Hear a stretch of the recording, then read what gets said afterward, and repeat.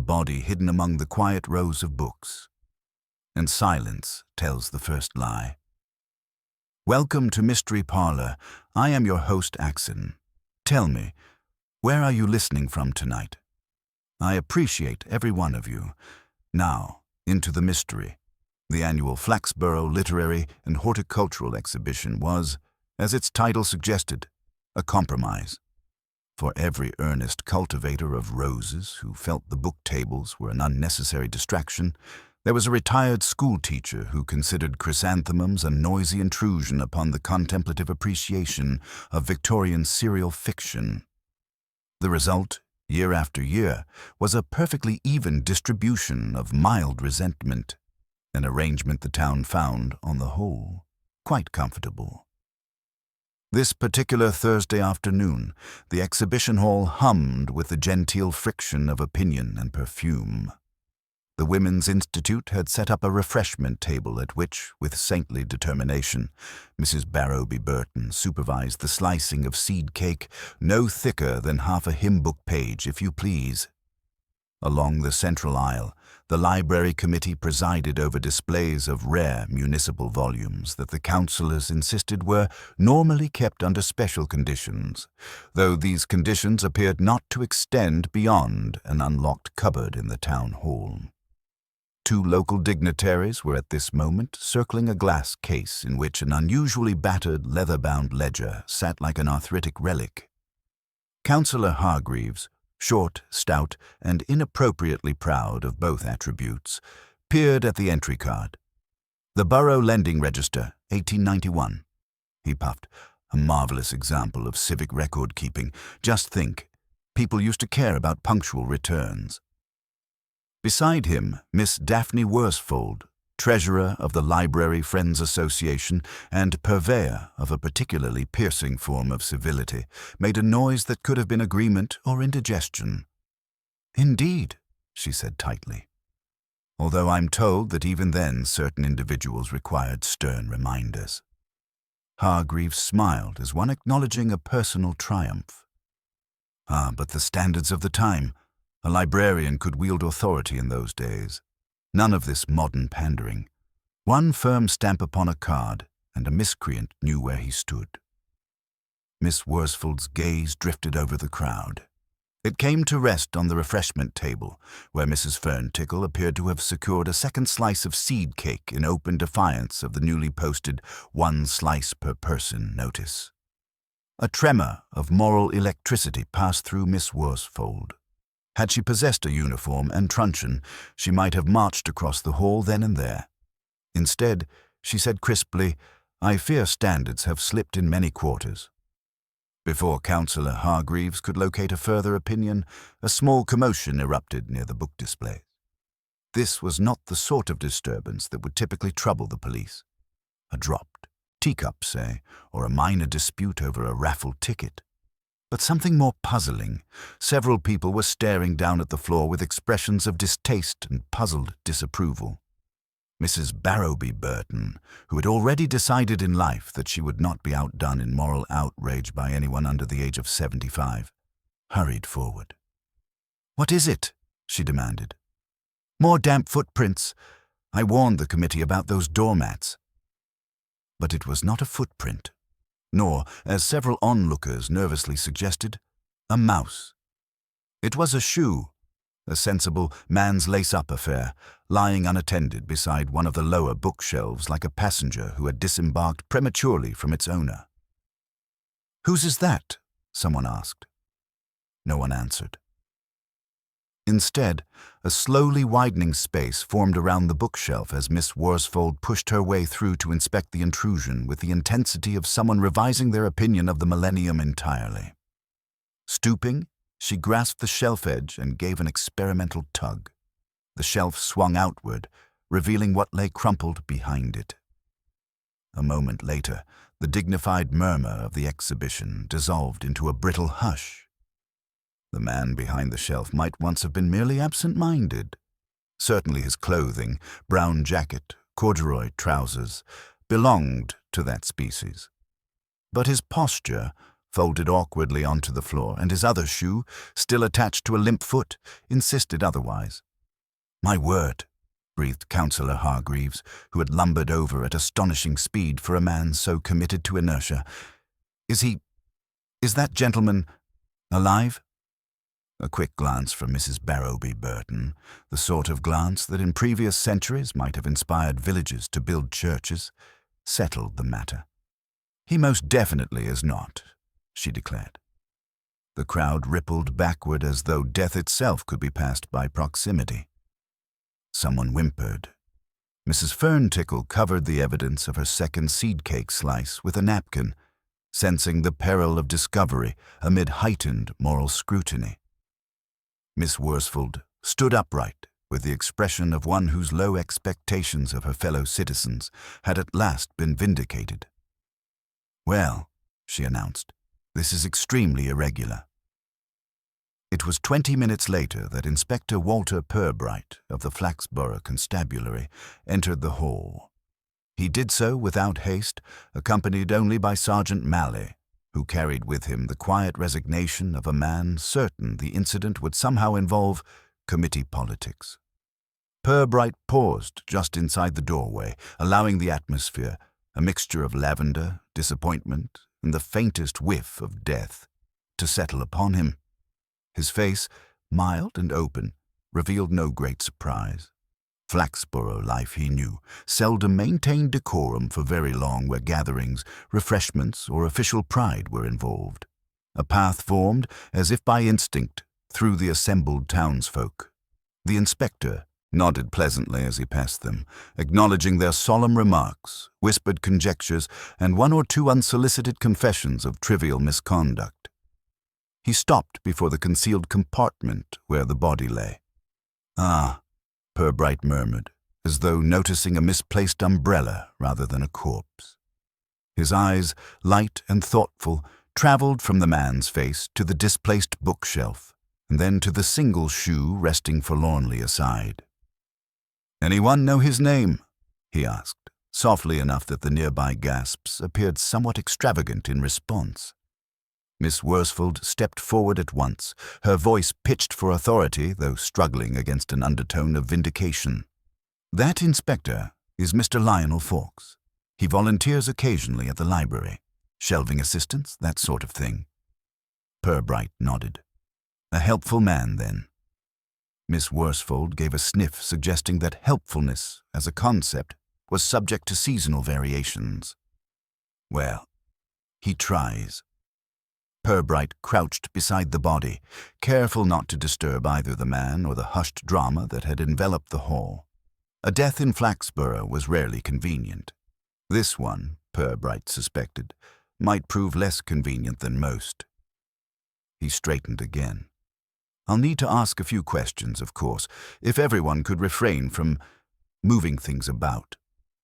This last comment was directed at Councillor Hargreaves, who had begun creeping toward the book display with the air of a man attempting to preemptively restore civic dignity.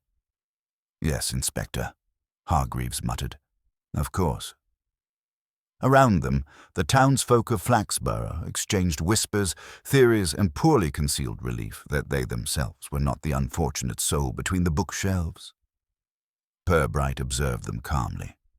Something about the scene, the careful display, the misplaced shoe, the odd manner in which the shelf had swung open, warranted more than routine attention. Not that he would say so just yet. For now, he folded his hands behind his back, maintaining the air of a man who had simply noted the weather and found it mildly unusual. The literary and horticultural exhibition was no longer a peaceful merger of blooms and books. It had, quite decisively, become a crime scene. Inspector Purbright's request for calm had the customary effect of producing a deep and immediate silence, punctured only by the soft rustle of someone discreetly returning an unpaid-for pamphlet to the display table.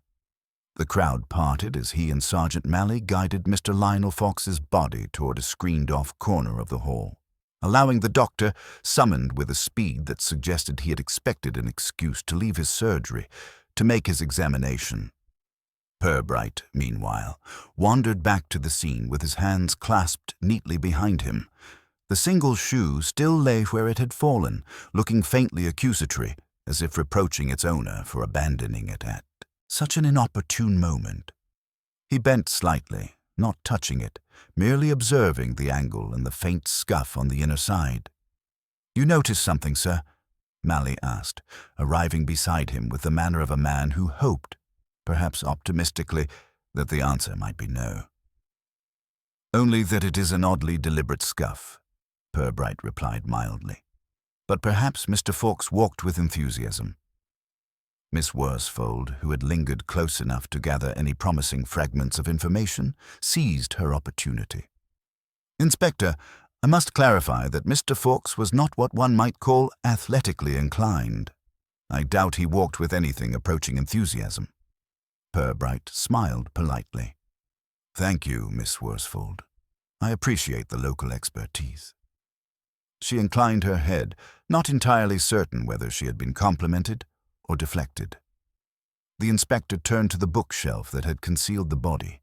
It was one of a pair of old, panel-fronted units the committee had borrowed from the library.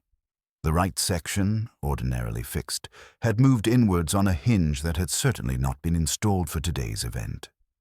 Purbright tested it gently. The panels swung open with surprising ease, revealing the shallow recess behind it. Mally frowned. Odd place for a recess. Was it meant for something? "Possibly," Purbright murmured. "Or possibly someone meant for us to think so." Behind them, murmurs of speculation resumed at a distance safe enough to feign respect, but close enough to remain well-informed. Councillor Hargreaves hovered near the refreshments, apparently hoping that cake would fortify him against future questioning. Mrs. Barrowby Burton guarded the plates with the expression of a general overseeing defensive maneuvers. Rumour, encouraged by the proximity of carbohydrates, had begun to flourish with remarkable efficiency. Purbright approached the pair. "Councillor," he said gently, "I wonder if you might assist me for a moment." Hargreaves stiffened, a man whose innocence required immediate defence. "Certainly, Inspector. Whatever you need." "You arranged the transportation of these shelves from the library?" Yes, I did. They've been there for years, you know. Sturdy old things. A bit heavy, but the staff know how to manage such items." "And this particular one?" Purbright asked. "Was it positioned here by your direction?" "Well, I delegated a bit," Hargreaves admitted, glancing at Mrs. Barrowby Burton as though hoping she might endorse the concept of delegation as a respected civic virtue. Mrs. Barrowby Burton did nothing of the sort. She folded her hands and regarded Hargreaves as though delegation were a moral pathology. The councillor left matters to the volunteers, Mr. Fawkes included. "Ah," Purbright said softly. "So Mr. Fawkes helped set the display?" "He did indeed," Miss Worsfold piped in, gliding forward once. "More." "I recall reminding him several times that the spines of the books should face outward. I fear he was not naturally orderly. Yet he was considered reliable enough to manage heavy shelving." Miss Worsfold pressed her lips together. Reliable is perhaps an aspirational term.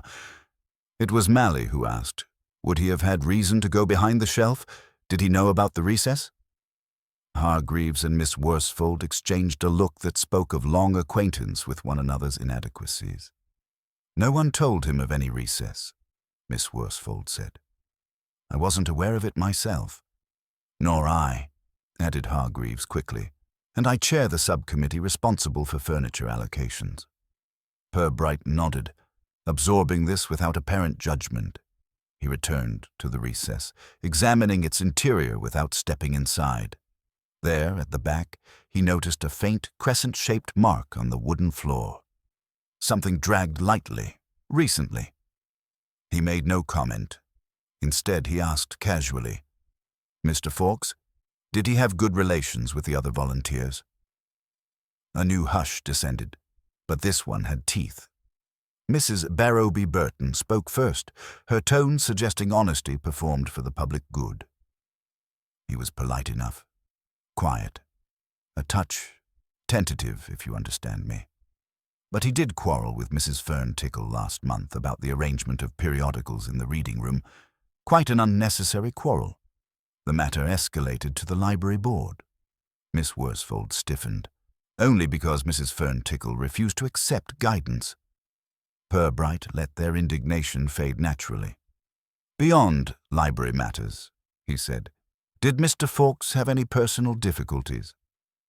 At this, several spectators adopted the posture of people who suddenly remembered pressing appointments elsewhere. It was Councillor Hargreaves, in the spirit of civic duty, who ventured a reply. "Well, Inspector," he said cautiously, "I believe Mr. Fawkes lived alone. Worked occasionally at the bookshop. Not a man to make enemies, I wouldn't have said. Though—" he hesitated. Purbright waited, patient as a cat before a mouse-hole.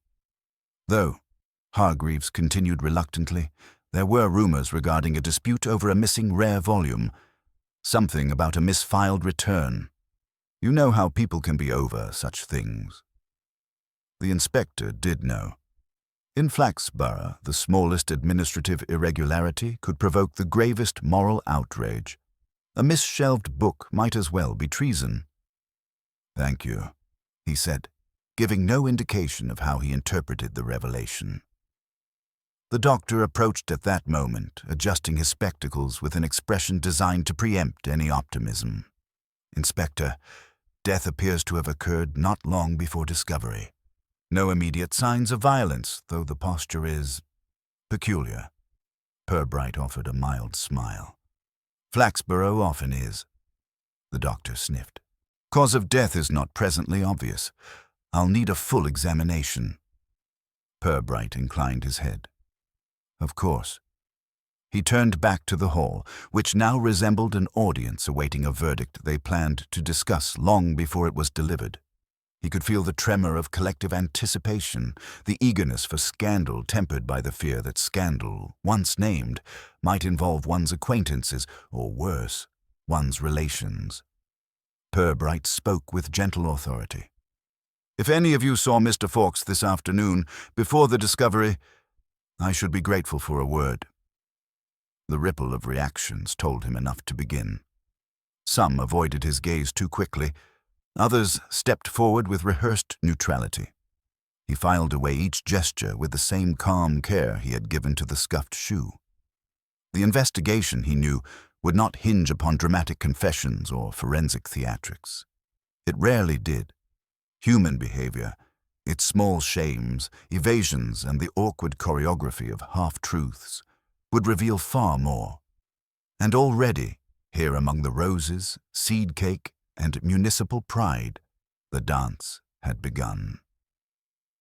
The first to respond to Purbright's invitation was, inevitably, the person most convinced she had nothing whatever to hide. Mrs. Fern-Tickle approached with the purposeful waddle of a woman who believed early cooperation might one day be cited in her favor at the last judgment. "Inspector," she said, gripping her handbag as though it contained corroborating documents, "I happened to see Mr. Fawkes not very long before this distressing occurrence." Purbright smiled gently. "That was fortunate for me, though perhaps less so for Mr. Fawkes." "Where was he?" "Over by the pamphlet table," she replied. "He was interfering, rearranging the stacks. I informed him they were already attractively displayed, but he insisted some titles were more informative than others, as if he knew better than the Library Friends Association." "And did your discussion of information become heated?" "I never become heated, Inspector," she said, with the air of someone who had renounced passion on principle. "I merely observed that if people wished to be informed, they could read the notices on the council board instead of dawdling over flimsy leaflets about poetry readings and historical walks." "He said," she colored faintly, "that people might prefer something written in complete sentences." Malley, behind Purbright, produced a brief, strangled sound. The inspector's face remained politely blank. "And after that?" "He walked away," Mrs. Fern-Tickle said. "Fast enough to look childish. He took one of those little wicker baskets the volunteers are using. I don't know what was in it, but he was holding it as if it mattered. He went toward the shelves. Those shelves. She pointed as though identifying a culprit in an identity parade. I did not see him again until... Well, did anyone go with him? Purbright asked. Not that I observed. Of course, she added, with a glance sharpened toward Miss Worsfold. Not everyone was paying attention to the proceedings. Miss Worsfold inhaled audibly, but chose, after consideration, not to enter the lists. Purbright thanked Mrs. Fern Tickle, who withdrew to a circle of acquaintances, eager to be instructed in what they had almost witnessed. Then he turned to Miss Worsfold. You mentioned earlier that Mr. Fawkes was not naturally orderly, he said. Yet he appears to have felt strongly about the arrangement of pamphlets. Miss Worsfold tightened the cord of her handbag as if preventing a small riot. He was not orderly in the approved sense, Inspector. Mr. Fawkes believed the library should stimulate curiosity, his phrase, by which he meant giving people unsuitable books. Unsuitable. In the sense that they are morbid, foreign, or concerned with regrettable behavior, she replied crisply. He thought the public should be trusted. A radical notion, Purbright observed. I can see how it might unsettle the more sensitive. He made enemies, Miss Worsfold said, then looked momentarily as if she wished to retrieve the word. Enemies? Purbright repeated mildly. That seems ambitious for a library volunteer. I mean people he annoyed, she corrected. Librarians are expected to be neutral. Mr. Fawkes occasionally questioned our decisions. For instance, he objected to the removal of older crime novels, said we were erasing local history. Her voice suggested that local history, if not carefully controlled, might get above itself. And anyone in particular object to his objections? Purbright asked. Her eyes flicked across the hall to a tall, narrow man near the far wall, whose suit looked as though it had been pressed more by time than heat. That is Mr. Edwin Collymore, she said, resigned. He owns the second-hand bookshop in the High Street. Mr. Fawkes helped him there. When Mr. Collymore could be persuaded to pay, I understand. Ah, Purbright said. Money and morals together. That usually improves a situation. He left Miss Worsfold to consider whether she had said too much, and crossed to Collymore with Mally at his side. The bookseller straightened at their approach and tried to appear both dignified and deeply saddened, succeeding only in looking understocked. Mr. Collymore? Purbright said pleasantly. Yes, Inspector. A most unfortunate affair. Bad for the library? Very bad. He hesitated. And dreadful, of course, for poor Lionel. You knew him well? As well as anyone, I suppose. He helped in the shop. Sorting, pricing. I run a small concern. One must economize. Lionel appreciated the opportunity to handle interesting volumes. And did he appreciate the opportunity to handle actual wages? Mally asked. Collymore's mouth twitched. He understood the arrangement. Flexible hours, staff discount. There are compensations beyond cash, Inspector. So employers frequently point out, Purbright agreed. Tell me, did you and Mr. Fawkes quarrel recently? Collymore hesitated. The silence was short but eloquent. Not quarrel, he said at last. We disagreed about a book. Lionel claimed it belonged to the library and had been misappropriated. Had it? Purbright asked. It might once have been in their stock, Collymore conceded. A 19th century volume of sermons, worth almost nothing. I acquired it at auction in a mixed lot, perfectly legal. If the library fails to mark or protect its property, that is hardly my responsibility. There is no crime in buying what is offered. Purbright let the assurance drift past him like smoke from a damp fire, already more interested in the silence that had come before Collymore's answers than in the words themselves. Collymore's assurances thinned and evaporated into the air, leaving only the brittle edge of something unsaid. Purbright let the pause stretch, observing the man's narrow shoulders and the way his fingers fidgeted with the cuff of his jacket as if adjusting imaginary buttons. People often revealed more in what they sought to tidy than in what they actually declared. "I see," the inspector murmured. "And this misunderstanding over the sermons, did it cause lasting ill will?" "No, well, hardly lasting," Collimore said, attempting a smile that refused to cooperate. "We cleared the air, or rather, I explained that the book was legally mine. Lionel accepted it. Generously, I imagine," Purbright replied. Collimore blinked. He was always rather meek, not argumentative. "Mr. Fawkes does not seem to have lived a life that encouraged arguments," Purbright observed gently. "Though curiously, several people today have spoken of his reservations, objections, or irritations. A man of mild temperament surrounded by sharper personalities often attracts friction without seeking it." Collimore forced a thin laugh. "Yes, well, librarians can be territorial." Purbright let that pass. "One last matter. You didn't see him after your conversation over the book today, I presume?" "I hardly spoke to him today," Collimore said quickly. "I arrived late. Customers, you know." Purbright thanked him, watching the bookseller retreat to a group of acquaintance listeners whose expressions suggested they hoped he would volunteer something scandalous.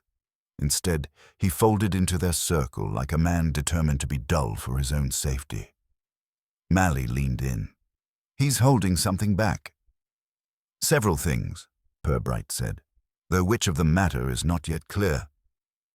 A sudden shift in the atmosphere drew their attention. Word had travelled that the doctor was preparing to move the body, and people edged closer, pulled by the magnetic mixture of duty, curiosity, and the irresistible urge to see whether a corpse might reveal a hidden truth by merely being relocated. Purbright, who knew corpses rarely volunteered anything so helpful, made his way to the screened corner. The doctor looked more harassed than grieved. "Inspector, I've found something peculiar. It may mean nothing, or it may be a footnote worth considering." Purbright welcomed footnotes. They were often where human nature scribbled its most revealing comments. "What have you found?" he asked. The doctor extracted a folded scrap of paper from his jacket pocket. This was in his inside waistcoat pocket. "No name. No date. Just a fragment." Purbright unfolded it. The paper bore a single line written in thin, cautious handwriting. "Return what was taken, or there will be consequences." He read it twice, then handed it to Mally, who squinted at it with the suspicion of a man examining a foreign language. "Threatening note, sir," the sergeant said. "Not exactly Shakespearean in intent," Purbright replied, though more concise. "Consequences," Mally repeated grimly. "That's seldom good." "Quite." Purbright folded the paper again with care. "Doctor, was it crumpled when you found it?" "No," the doctor said, folded neatly. "Then Mr. Fawkes kept it," Purbright murmured. "At least long enough to fold it with precision." He thanked the doctor and stepped back, letting the doctor and constables continue their work. The crowd had grown quieter, as if the act of removing the body had drawn away not only the physical presence of death, but the boldness with which people had speculated. Without a corpse to anchor their imaginings, they began retreating into safer topics: cake slices, raffle results, and the deplorable absence of proper heating. Purbright stood near the recess once more, feeling the faintest pull of intuition. Mr. Fawkes holding a wicker basket. Mr. Fawkes retreating to the shelves, a hidden recess, a neat warning note about what was taken. The pieces did not yet fit, but they nudged at one another with the promise that one day they might. Miss Worsfold approached again, though with noticeably less authority than before. Something in the inspector's demeanor had shifted, quietly, but perceptibly. "Inspector," she said, clasping her hands, "if there is anything the committee can provide, records, lists, attendance logs. We keep everything quite meticulously." Purbright gave her a warm, grateful smile that made her momentarily suspicious. "You are very kind, Miss Worsfold. In fact, there is something I should like to know. What books were brought from the library for display today? Her brows knitted. All the ones in the catalogue I submitted to Councillor Hargreaves. Historical local interest, old registers, a few rare bindings of limited commercial value but high civic charm. And no volumes unaccounted for? Certainly not, she said, almost offended. I verified each one myself as they were packed. Excellent, Purbright said. But perhaps tomorrow morning you might let me see the checklists from the library. I should like to confirm the items returned matched those removed. Miss Worsfold chewed on the inside of her cheek, the mental equivalent of rifling through filing cabinets. Yes, Inspector, though I cannot imagine anything missing. Nor can I, Purbright assured her, but accuracy is essential in these matters. She nodded and drifted away, perhaps to prepare a fresh, immaculate list to present at dawn. Mallet, once she had gone, leaned closer. Do you think something was taken from the shelves? Possibly, Purbright said. Or something placed, or something merely moved in a way that inconvenienced someone who values tidiness rather too violently.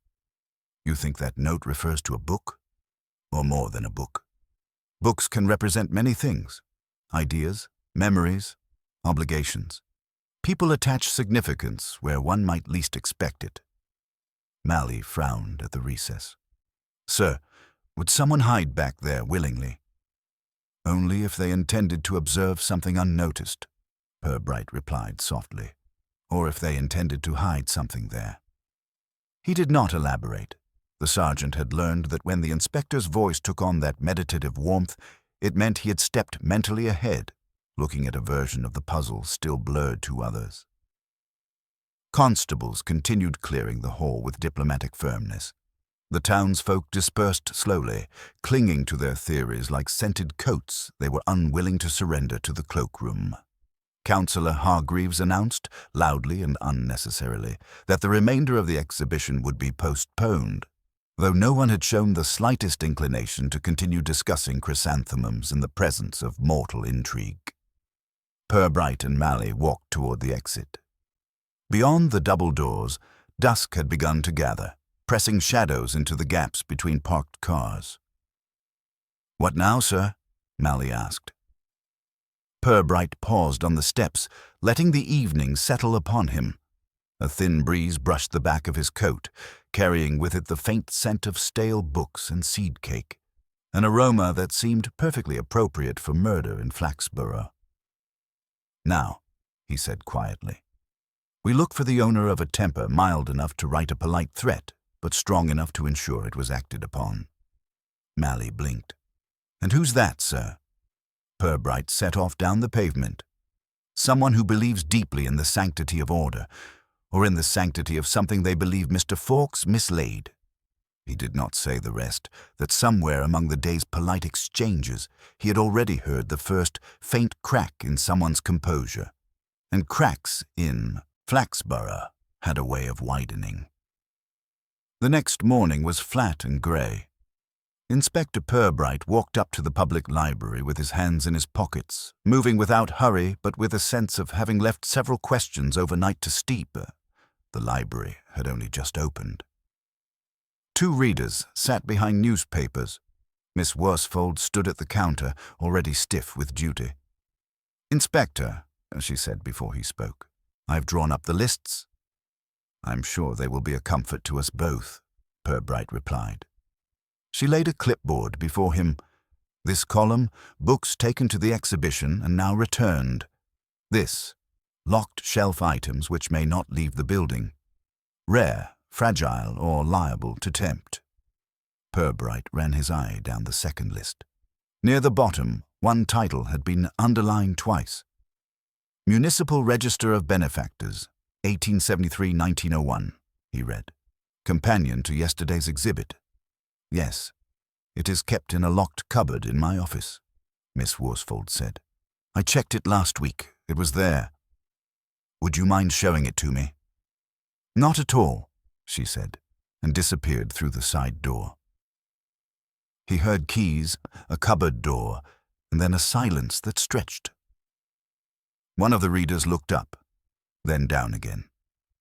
Miss Worsfold returned with her face carefully blank. "The register," she said, "is not in the cupboard." "Not," Purbright repeated, "where it has traditionally preferred to reside." "It cannot be stolen," she said.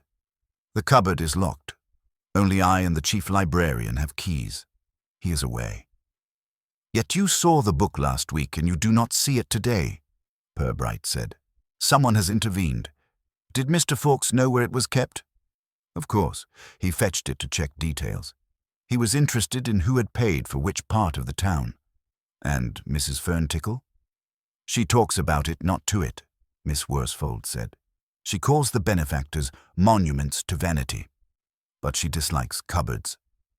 Purbright tapped the underlined title. "Mr. Fawkes told people the register was evidence, I believe." "He said it showed how selective the town's memory was," she admitted. The board did not encourage him. And a few days later he receives a note. "Return what was taken," Purbright said. "The coincidence is neat." "You think Lionel removed the register?" she said. "I think it is possible," he answered. "He had opportunity and interest. Whether he did it for principle or meddling, I don't yet know. But someone cared enough to send that warning." Miss Worsfold's knuckles whitened on the clipboard. "No one here would harm him, Inspector." "Every town is capable of harm," Purbright said. "Where did Mr. Fawkes lodge?" "At Mrs. Weatherby's in Albert Crescent. She specializes in quiet men." "Then I must disturb her quiet." He closed the clipboard. "For the moment, say, nothing about the missing register." Outside, as they walked toward Albert Crescent, Mally said, "You do think the note was about that book, sir?" "It would be odd if it were about chrysanthemums," Purbright said, "but I prefer to keep the corners of a theory unpinned."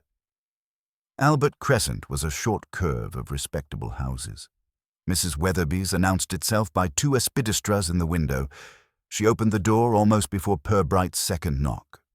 "I knew it would be you," she said. "I saw the paper. Come in, Inspector." "Mr. Fawkes was a good lodger," she said once they were in the parlour. "Quiet. Regular.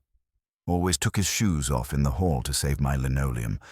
Put them under the little table and went upstairs in his slippers.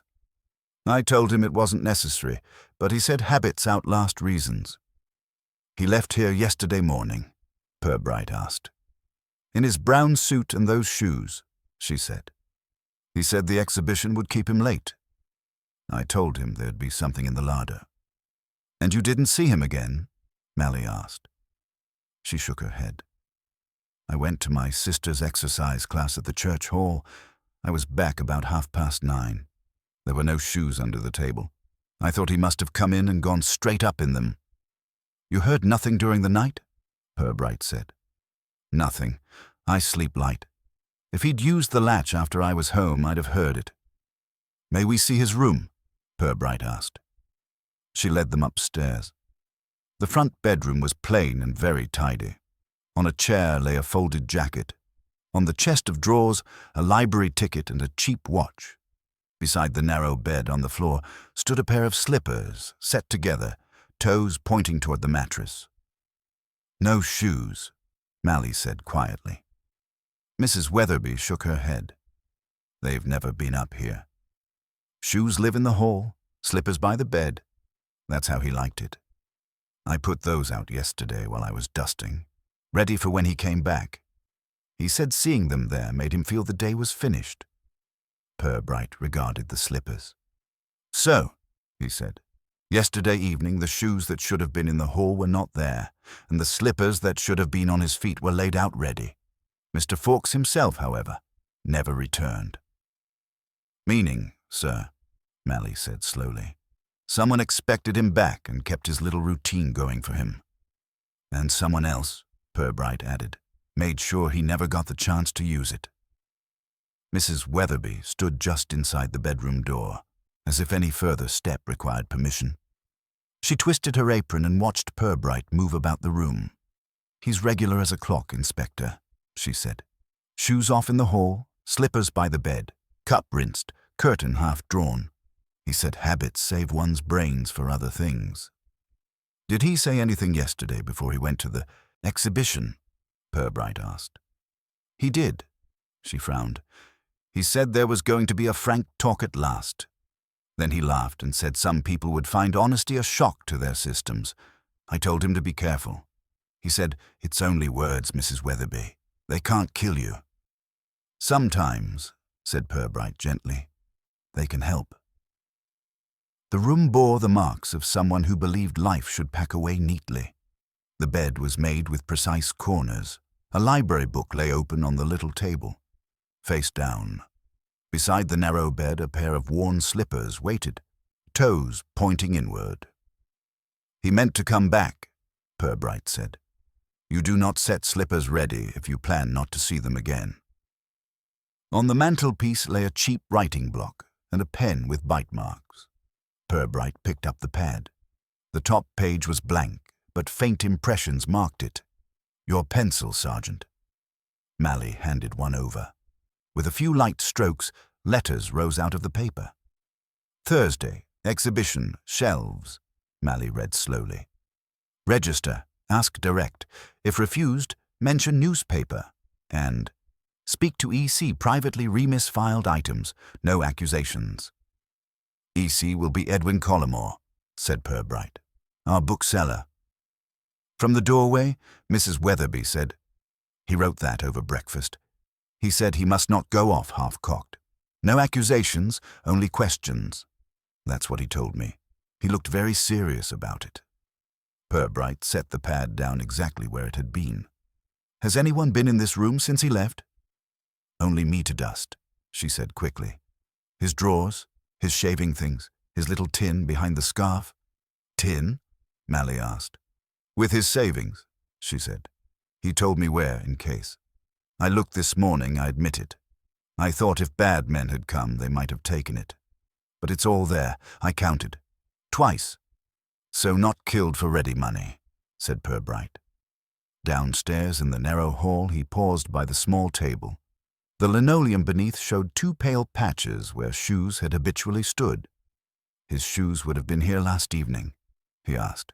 "Always," said Mrs. Weatherby. "Brown lace-ups. One has a scuff on the inside. He did that on my gatepost. It upset him. He liked plain things." "The inside," repeated Purbright. "Thank you." Outside, walking along Albert Crescent, Mally said, "That scuff matches the shoe at the hall, sir." It would be extravagant for Mr. Fawkes to own two pairs of identically damaged shoes, Purbright agreed. Yet last night they were not in their usual place. Mrs. Weatherby heard no one at the door after 9:30. "So he never came home," Mally said, "but one of his shoes did reach the library." "One shoe," corrected Purbright. "Its companion is missing from both house and hall. That is the sort of small untidiness that appears when scenes are rearranged to look natural."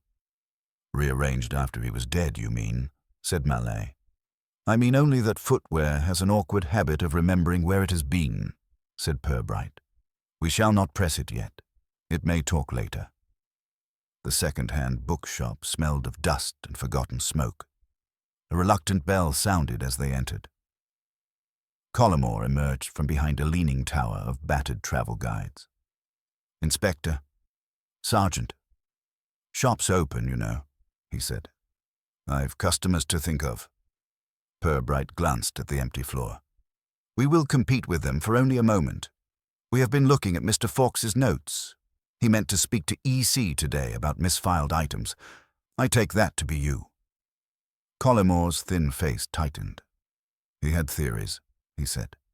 "Lionel liked to believe lost books were part of a plot.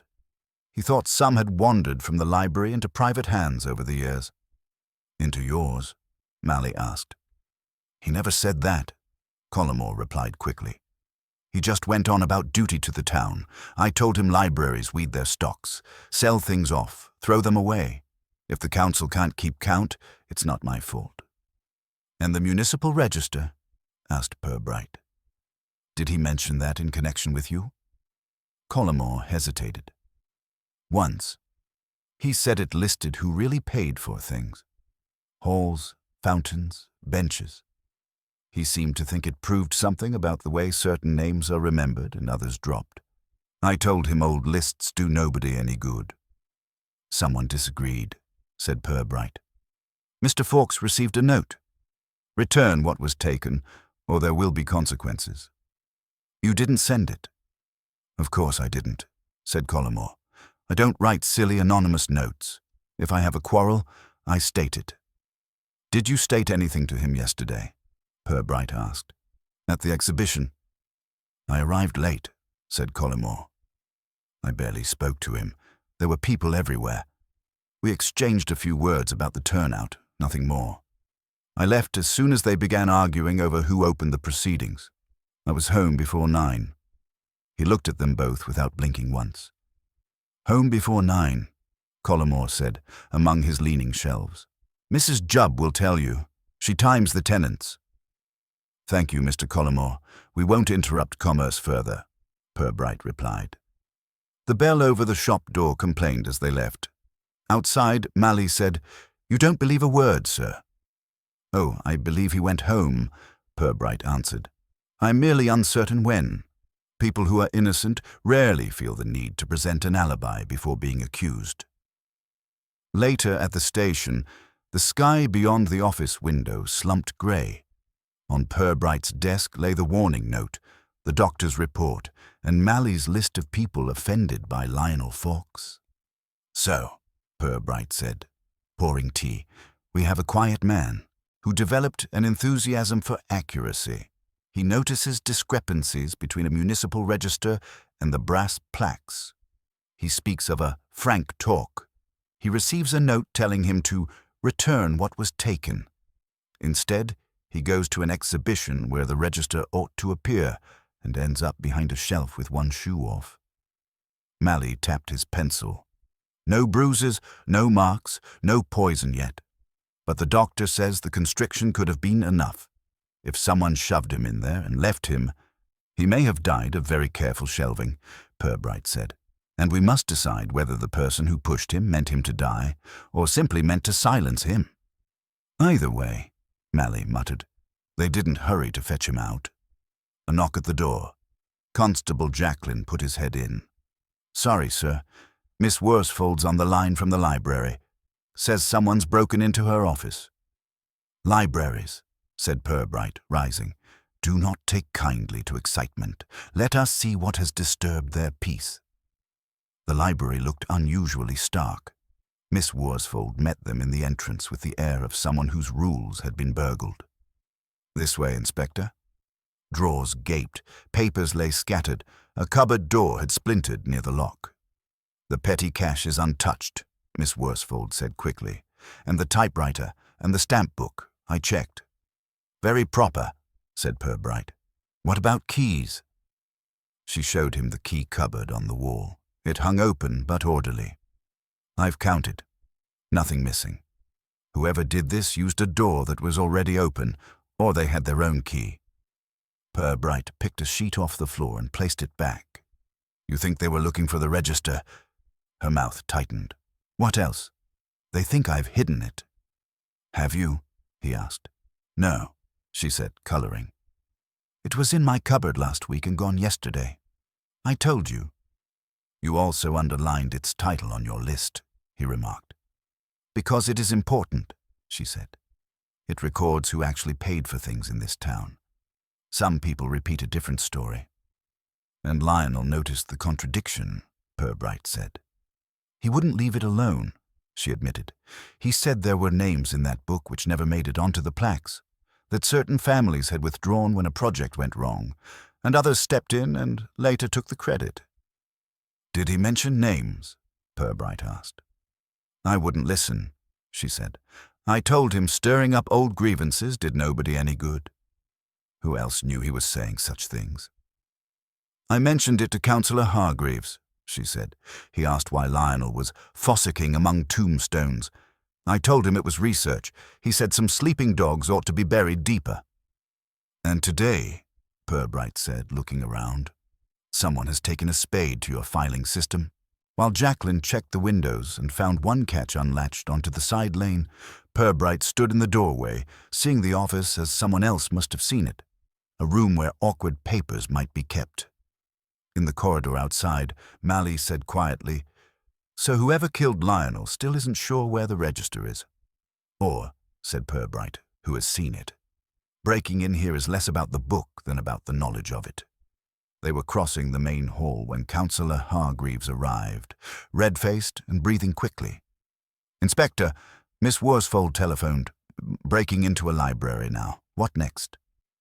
"Crime is impartial," Purbright said. "It ignores architectural distinctions." Hargreaves frowned. "Are you any nearer understanding what happened to Fawkes?" "A little nearer to understanding what he was interested in," Purbright replied. "Registers, donations, the difference between recorded generosity and remembered generosity." "Ancient history," Hargreaves said. "The council has more pressing matters than who paid for which bench in 1893. "Yet someone has gone to trouble over it now," said Purbright. "First the register vanishes from a locked cupboard. Then your librarian's office is searched.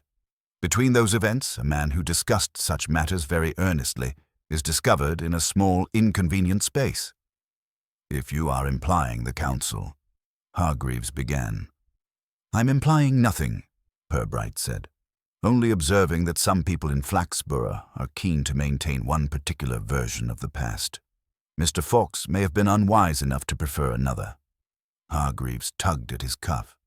"You can't run a town on constant re-argument of past accounts. There has to be acceptance." "There usually is," Purbright agreed. "Occasionally, someone objects to the terms."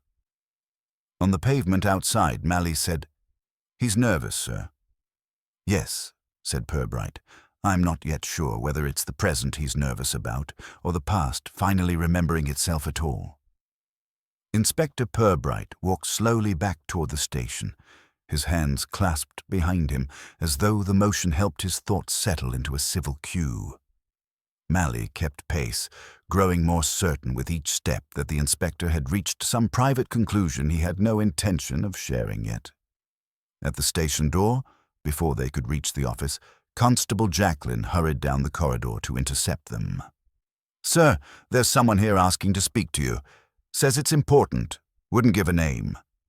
"People seldom do when sincerity strikes suddenly," Purbright said. "Where is he?" "In interview room 3, sir. He refused tea." "That is always suspicious," Purbright murmured, leading the way. Inside sat a thin, soft-faced man with neatly brushed hair and the nervous posture of someone who had regretted his decision within half a minute of making it. He stood when Purbright entered. "Inspector Purbright. My name is Mr. Leverton. I work at the town hall." "A valuable institution," Purbright said pleasantly. "Please sit. What may we do for municipal welfare today?" Leverton perched on the edge of the chair. "I don't want to be involved, but I heard about Mr. Fawkes, and I can't pretend I didn't know something might happen. Not exactly this, but—" He swallowed. "He came to see me last week." Purbright sat opposite him. "About what?" "The register, the benefactor's register. He came waving a sheet he'd copied. Said he'd found discrepancies." "Did he?" murmured Purbright. "Such as?" Leverton fumbled in his coat and brought out a folded paper. "This is the list of donations recorded in the register for the old Market Hall roof repairs. According to this, the largest contribution came from Mr. Percival Haddington, but the name on the commemorative plaque is Councillor Hargreaves' grandfather." "A generous family," Mally muttered. Leverton shook his head vigorously. "No, that's just it. The Haddingtons backed out at the last minute. They were in trouble. Business failure. But the council at the time had already announced the plaque.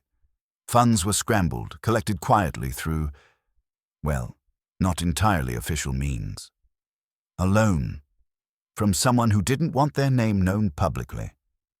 The council repaid it over several years." "Whose loan?" Purbright asked. Leverton licked his lips. Councillor Hargreaves's grandfather, but he insisted the honour be given to the town council as a whole. The plaque was meant to read, "The people of Flaxborough." Somehow the name became his alone. An accidental inflation of modesty, Purbright said mildly. No, Leverton whispered, looking over his shoulder. He changed it? Himself? Or had it changed? People whispered at the time, but no one challenged it. Those who might have done so didn't care to make trouble. Those who did care lacked influence. And Mr. Fox wished to revive the matter. Yes, he said the register told the truth and the plaques told something convenient. He believed people should know the difference. And you warned him, Purbright suggested gently. I told him it was pointless, that bringing up old history would only anger people who don't like being accused, even indirectly, of dishonesty. Leverton clutched his hands. He said he'd speak to the literary committee. He said the exhibition was the perfect chance to show the town what the register really said. Malley breathed out through his teeth. And someone decided he shouldn't. Leverton nodded wretchedly. I don't know who, but I know Councillor Hargreaves was furious when Lionel raised questions at the library meeting last month. Furious. He said revisiting who paid for what would rot the foundations of civic unity. Purbright closed his notebook. Thank you, Mr. Leverton. You've been most helpful. You may go. Leverton fled with the air of a man escaping a burning building before he was mistaken for a fire. Malley sat back. Sir, that's motive enough for the councillor, isn't it? Pride, reputation, fear of scandal. Possibly, Purbright said, but pride usually protects itself with subtlety. Our culprit has shown a preference for rummaging and haste. I'm not sure Councillor Hargreaves ever broke a cupboard lock in his life. He employs subcommittees for that. Malley frowned. Then who? The person who told us most confidently that no one here would harm him, Purbright replied. The person who underlined the register in her list. The person whose office the intruder ransacked, but with remarkably little actual theft. He paused. Miss Worsfold. She's 5'2" and weighs less than a policy ledger, Malley said skeptically. Physical size is seldom a barrier to moral indignation, Purbright said, and Lionel appears to have caused her an abundance of that. Before Malley could argue, there came a knock on the door frames. Mrs. Barrowby Burton, of all people, stood there, breathing heavily as though propelled by outrage alone. Inspector, she said, I must lodge a complaint. Miss Worsfold has just accused me, of withholding library property. Purbright motioned her inside. What property? A book, she said, clutching her handbag like a shield. A worthless old thing. I borrowed it months ago for my nephew's school project. Perfectly legitimate. I returned it this morning, and she pounced on me like a cat on a sausage. And what book was this? Purbright asked. Mrs. Barrowby Burton extracted it with dramatic distaste. The Municipal Register of Benefactors. She said it had been missing and insinuated that I was hiding it. I assure you, Inspector, I don't hide reading material, I display it. Purbright took the book. Its spine was cracked, its pages soft with years of hands. A folded slip protruded like a tongue. He opened the book carefully. Inside was a loose page, handwritten with Lionel Fawkes's careful lettering. Copy of entries for hall repairs, for reference if original removed. Malley leaned over. He took notes on the discrepancies. More than notes, Purbright said softly. A copy of the exact details someone wanted concealed. Mrs. Barrowby Burton sniffed. If I had known it was important, I might have read it, but history, in the wrong hands, leads to opinion, and opinion leads to trouble. Purbright handed the book back to her. Thank you. You've been very helpful. She left, satisfied at having been righted in the ledger of justice. Malley exhaled. So Lionel made a copy, hid it in a borrowed book. Miss Worsfold didn't have it. Collymore didn't. Hargreaves didn't. And whoever killed him didn't, Purbright added. which explains both the note and the break-in. Sir, Mally said slowly, why hide the copy in a book? Why not keep it in his room? A public book travels, Purbright murmured. It is harder to connect a page found by chance to its author. Lionel may have been cautious after all. He stood. Sergeant, get your coat. We are going to visit Miss Worsfold again. Mally swallowed. Sir, if she did it, she will not expect us, Purbright replied. Because in her mind, librarians preserve order. They do not disturb it. He paused at the door. And yet, he said softly, nothing is more dangerous than a person convinced that untidiness in others is a crime. Inspector Purbright did not hurry on the way back to the library. He seldom did. Haste, in his view, was a form of optimism, and optimism tended to step over useful details. Mally, matching his pace, could feel an answer forming and knew he would hear it only when the inspector chose. The library smelt of polish and nerves. Miss Worsfold was at the counter, all angles and tight lips. Inspector, she said, I suppose you have returned for another rummage. The building has suffered quite enough indignity.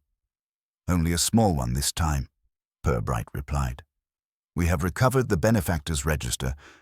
It had strayed into Mrs. Barrowby Burton's collection. Might we speak in your office? She hesitated, then nodded. Very well. The office had been tidied aggressively since their last visit. The brown paper over the splintered cupboard door was cut with funeral neatness. Purbright stayed standing. Mally leaned against the filing cabinet like additional furniture. Miss Worsfold, the inspector began gently. We now know what Mr. Fawkes intended yesterday. He wrote himself a little program, a frank talk with Mr. Collymore, with certain councillors, and with you. He meant to ask you about the missing register. Failing satisfaction, he proposed to consult the local newspaper. She flushed. He did threaten that. I told him it was childish. Did you tell anyone else? Purbright asked. I may have mentioned it to Councillor Hargreaves, she said stiffly. I thought he should be prepared for embarrassment. How did he take the prospect? Purbright asked. He was furious, she said. He said Lionel was digging in graves and that airing old quarrels would rot civic unity. He asked if any records had left the building. I told him the register was locked in my cupboard. I believed that to be true. But Mr. Fawkes had already borrowed it, Purbright said. He had also copied the entries he thought significant. We found his copy inside the returned volume. Her eyes widened. He copied it by hand. He never said. He was not as simple as he looked, Purbright said. Nor, I think, as you believed. But let us consider yesterday. The person who pushed him into that recess knew that panel was hinged, that the space behind it was quiet, and that the exhibition would provide confusion as to who had been where. That suggests someone familiar with shelves and committees. Any member of the board might know, she said. Volunteers move those shelves. Some do, Purbright agreed. You, however, mark the correct closing point on the floor with chalk. Yesterday that mark was smeared as though unusual force had been used. He could have fallen, she said. There is also the shoe, he went on. Mr. Fawkes's landlady tells us he never removed one without the other. Yet last night his slippers waited by his bed and neither shoe returned to the house. One was lying before the shelf. The other was missing. Someone thought to remove it after he was dead, to make the scene appear muddled. That is the work of a person who knows his habits and imagines how you and your committee would interpret what you saw. She stared at him, white now. You think that person is me? No, Purbright said quietly. She sagged into her chair. I believe, he continued, that you care about order and reputation. I do not believe you would risk the scandal of a corpse to preserve them. Your indignation is tidy, Miss Worsfold. Whoever killed Mr. Fawkes leaves splintered wood and rummaged drawers and breaks in after hours to search your office. She swallowed. Then why are you here, Inspector? Because whoever did those things relies on you, Purbright said. Relies on your silence and your tidying. They know you will say as little as possible, for the sake of civic unity. I need to know who in this town feels entitled to your office and your keys." She hesitated for a long moment. When she spoke, her voice was flat. "Councillor Hargreaves," she said. "He regards this office as an annex of the council chamber. He takes whatever key he needs. He does not sign. Yesterday morning he came to check a detail in the register. He was already angry about Lionel's questions. He borrowed my spare cupboard key for a minute. When he brought it back, he said the matter had been settled and that I was not to worry about young men's enthusiasms." "And you did not ask what settled meant?" Purbright asked. "I assumed," she said faintly. "He meant he had spoken to Lionel, advised him. He likes to advise." Purbright nodded. "Thank you. You have helped more than you know. Please do not discuss this talk with anyone." "You think he killed Lionel?" she whispered. "A councillor of this town." "I think," Purbright said, opening the door, "that some gentlemen cannot bear a line of writing which they have not approved. When that writing concerns themselves, they sometimes try to erase the author." Out in the corridor, Mally let out a low whistle. "So it's Hargreaves, then?" "Almost certainly," Purbright said. "But I'd rather he told us so himself." "What sort of persuasion will that take, sir?" Mally asked. "A small public occasion," said Purbright. "Somewhere respectable and full of all witnesses. Somewhere he believes his word still rearranges reality. The council chamber will do very well." Councillor Hargreaves was not a difficult man to locate. All one had to do was follow the sound of self-importance. That morning, it guided Purbright and Mally directly to the council chamber, where Hargreaves, in shirt-sleeves and with a fountain pen that looked inherited rather than purchased, was dictating a memo to a junior clerk with the ponderous dignity of a man composing legislation for a minor empire. He paused mid-sentence when he saw Purbright at the doorway. "Inspector, I trust this is progress. Real progress. We cannot have this unfortunate death lingering about the town like fog." "Quite so," Purbright said. "May we speak privately?" Hargreaves waved a dismissive hand at the clerk, who fled with unseemly relief. The councillor sat down behind the long oak table and folded his hands, as though preparing to adjudicate a minor dispute involving chickens. "Well then," he said, "you've found your culprit." "I hope to," Purbright replied mildly. "But I need your assistance first. You see, we have learned quite a great deal since yesterday. Mr. Fawkes was engaged in what one might call historical housekeeping. Notes, copies, lists. A conscientious man." Hargreaves gave a short laugh. "Conscientious is not the word I would choose. Nosy? Meddlesome? The wrong sort of thoroughness." "Perhaps," Purbright agreed. "But harmless? I wonder. His discoveries seem to have stirred anxiety in some quarters." "Old stories," Hargreaves said quickly. "Local gossip. No bearing on today's affairs." "On the contrary," Purbright said. "Quite a bearing. Mr. Fawkes believed he had uncovered discrepancies between the benefactor's register and certain public inscriptions." A muscle twitched in Hargreaves' cheek. "Ridiculous. That register is practically moth-eaten." "It is also accurate," Purbright said gently, "and quite valuable to those who prefer their reputations unaltered." Hargreaves leaned back.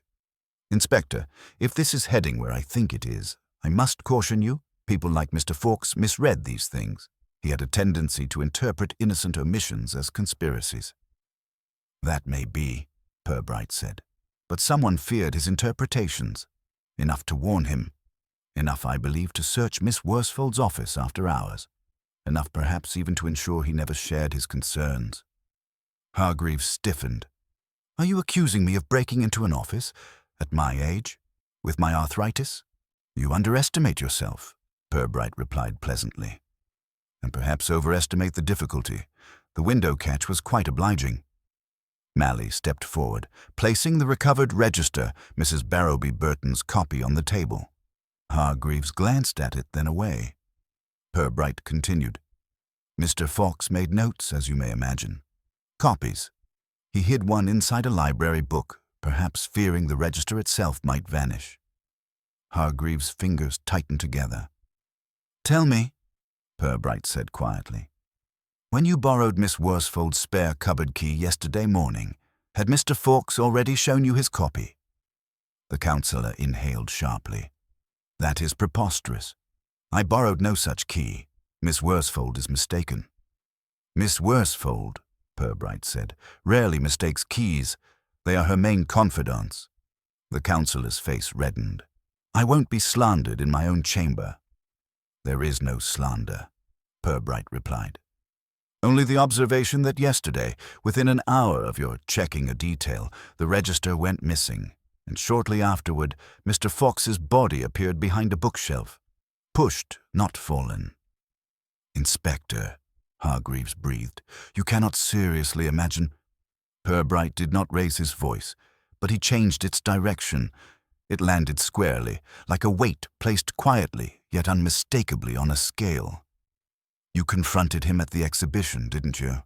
He told you he would speak publicly, perhaps to the newspaper, and you, being a man who values civic unity above all else, told him to stop." Hargreaves swallowed. Purbright continued gently. "But he did not stop, and when he walked toward the shelves with his basket, you followed.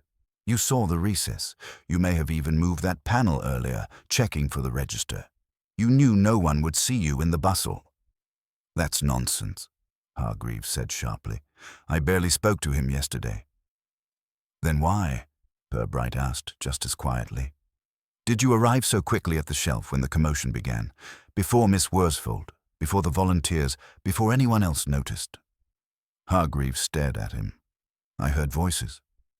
"You were already there," Purbright said, "standing close enough to ensure the shoe would fall where you wanted it, close enough to drag the body inside, close enough to imagine it looked like fainting." The counsellor's breath grew shallow. He stumbled. I tried to help him. He fell back. He clutched the shelf. I was shocked. I didn't think—" Purbright nodded slowly. "Of course you were shocked.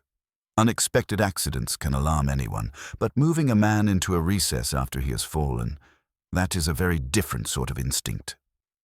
Hargreaves slumped. He said he would embarrass the council, that he would expose us. "You must understand, Inspector, Flaxborough thrives on its history, on continuity, on respect. If he had stirred old resentment, old debts, he would have ruined everything." "Everything," Purbright repeated. "For whom?" "For the town," Hargreaves cried. "It is not personal pride. It is stewardship, order. The past must be curated." "And the people who challenge that curation?" Purbright asked. Hargreaves looked at the desk, unable to lift his eyes.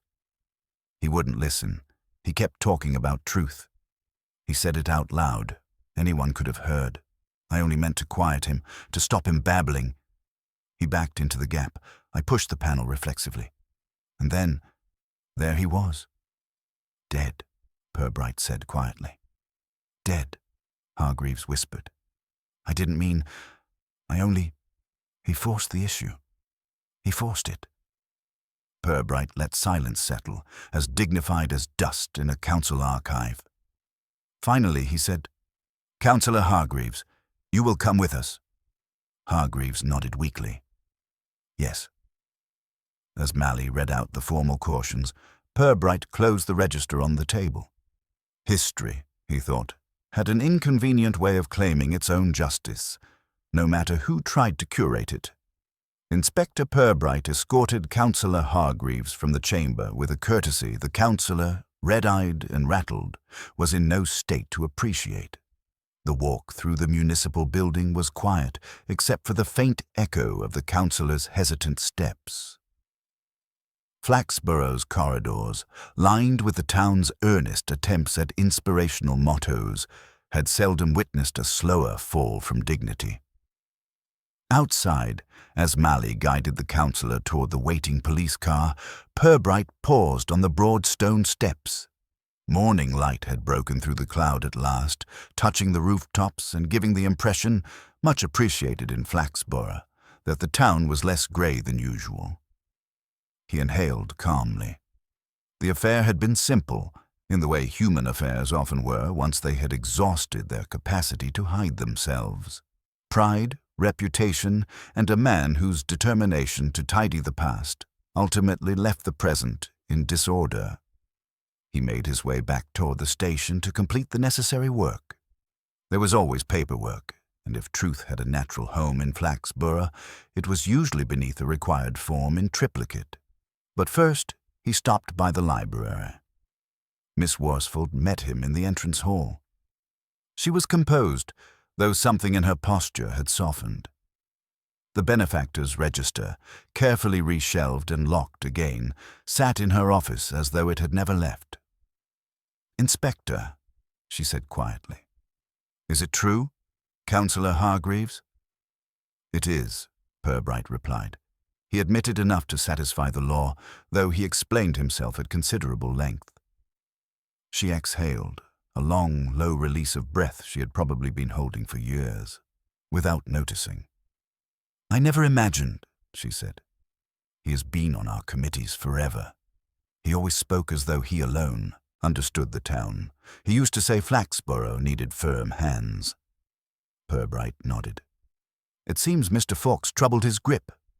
She folded her hands, staring down. "Lionel asked only for accuracy. I should have listened. If I had acknowledged the register's contents, told him it didn't matter anymore. Perhaps. Nothing you said or didn't say would have changed Mr. Fawkes," Purbright said gently. He was determined. And some people, once determined, cannot be moved without harm. She looked up suddenly. "Will people know why Hargreaves did it?" "In due course," Purbright replied. "Gossip has excellent stamina in Flaxborough, but the official record will be clear." She looked faintly relieved. "Good. The truth should be known, even if it's untidy." Purbright allowed himself a small smile. "Truth often is." He turned to go, but she called after him. "Inspector." "Thank you." He inclined his head, then left her to the library's morning hush. As afternoon settled over the town, Purbright at last reached his office. The familiar scent of paper, damp coat, and the faintest trace of old ink greeted him like old company. He sat, arranged his notes, and filled out the necessary forms with his usual neat precision.